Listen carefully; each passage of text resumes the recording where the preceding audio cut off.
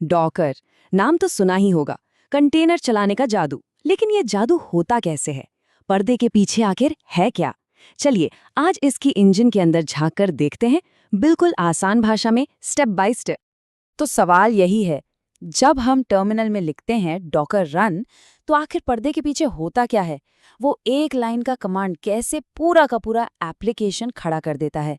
चलिए इसी गुत्थी को आज सुलझाते हैं। सबसे पहले एक मोटी सी बात समझ लेते हैं। डॉकर का जो पूरा सिस्टम है ना, वो एक बहुत जानी पहचानी चीज पर काम करता है, क्लाइंट सर्वर मॉडल। और इसी डिजाइन की वजह से ये इतना फ्लेक्सिबल है कि हम इसे कहीं से भी दूर बैठे भी कंट्रोल कर सकते हैं। अच्छा, तो इस क्लाइंट सर्वर की कहानी में 3 मुख्य किरदार हैं। पहला डॉकर क्लाइंट, दूसरा डॉकर इंजन और तीसरा डॉकर रजिस्ट्री। चलिए इन तीनों से एक एक करके मिलते हैं और देखते हैं कि इनका काम क्या है। तो कहानी शुरू होती है हमारे पहले किरदार से, यानी कि डॉकर क्लाइंट। इसको आप एक मैसेंजर, एक संदेशवाहक समझ सकते हैं। इसका काम है हमारी बात को आगे तक पहुंचाना। हम जो भी कमांड देते हैं वो सबसे पहले इसी के पास जाता है। यानी कि डॉकर क्लाइंट वो कमांड लाइन टूल है जिससे हम यानी डेवलपर्स सीधे सीधे बात करते हैं। लेकिन एक बात ध्यान रखने वाली है, क्लाइंट बेचारा खुद कोई मेहनत वाला काम नहीं करता। इसका काम बस इतना है कि हमसे ऑर्डर ले और आगे बॉस तक पहुंचा दे। तो जब भी टर्मिनल में डॉकर रन या डॉकर बिल जैसा कुछ टाइप किया जाता है ना, तो असल में डॉकर क्लाइंट से ही बात हो रही होती है। क्लाइंट बस वो मैसेज लेता है और आगे भेज देता है। पर आगे कहाँ? चलिए देखते हैं। अब आते हैं इस पूरे सिस्टम के दिल पर, उसके इंजन पर। इसको कहते हैं डॉकर इंजन। यही वो जगह है जहां सारा असली काम होता है। सारा एक्शन, सारी प्रोसेसिंग, सब यहीं होता है। सोच लीजिए कि ये इंजन एक ऐसी सर्विस है जो बैकग्राउंड में चुपचाप लगातार चलती रहती है। कंटेनर बनाना हो, उसे चलाना हो या मैनेज करना हो, सारी की सारी जिम्मेदारी इसी इंजन की है। अब इस इंजन के अंदर 2 बहुत इंपॉर्टेंट हिस्से हैं। एक है डॉकर डेमन। ये वो असली वर्कर है जो बैकग्राउंड में बैठकर एपीआई से आई सारी रिक्वेस्ट सुनता है और कंटेनर्स, इमेजेस, नेटवर्क्स, इन सबको मैनेज करता है। और दूसरा है रेस्ट एपीआई। ये समझ लीजिए कि ये डेमन का दरवाज़ा है। क्लाइंट इसी दरवाजे के जरिए डेमन से बात करता है, उसको बताता है कि क्या करना है। तो हमने क्लाइंट यानी मैसेंजर और इंजन यानी वर्कर को समझ लिया। अब आते हैं हमारे तीसरे और आखिरी किरदार पर, रजिस्ट्री।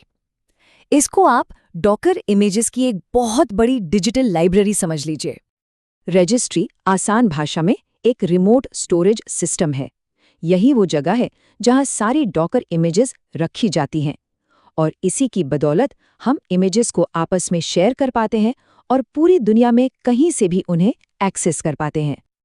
और हाँ, रजिस्ट्रीज भी कई तरह की होती हैं। सबसे कॉमन है डॉकर हब, जो एक पब्लिक लाइब्रेरी की तरह है जहां से कोई भी इमेज ले सकता है। फिर कंपनियां अपने लिए क्लाउड प्रोवाइडर्स जैसे AWS ECR का इस्तेमाल करती हैं या फिर बिल्कुल ही प्राइवेट सेल्फ होस्टेड रजिस्ट्रीज बना लेती हैं।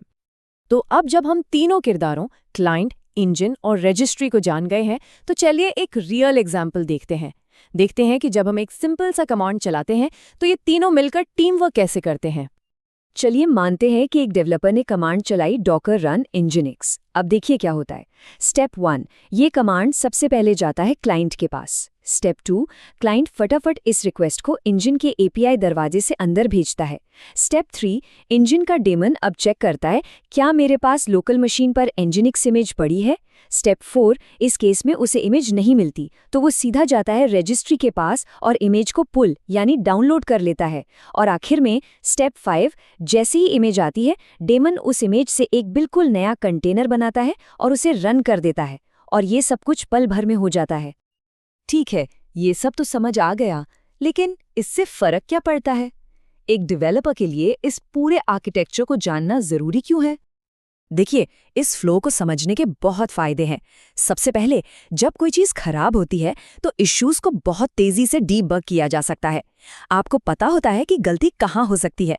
दूसरा, जो एरर मैसेज आते हैं ना, वो अजीब नहीं लगते, उन्हें आसानी से समझा जा सकता है। और सबसे जरूरी, कुबरनेट्स या CI/CD पाइपलाइंस जैसे एडवांस टूल्स के साथ बहुत कॉन्फिडेंस से काम किया जा सकता है।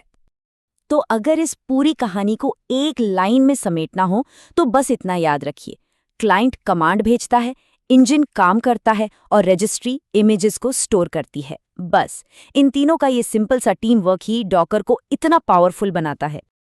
और पता है, इस आर्किटेक्चर को समझने से एक और फायदा होता है। डॉकर का जो सबसे बड़ा कंफ्यूजन है ना, इमेज और कंटेनर के बीच का फर्क, वो भी क्लियर हो जाता है। और अपने अगले विश्लेषण में हम ठीक इसी सवाल का जवाब ढूंढेंगे। आखिर एक इमेज और एक कंटेनर में फर्क क्या है?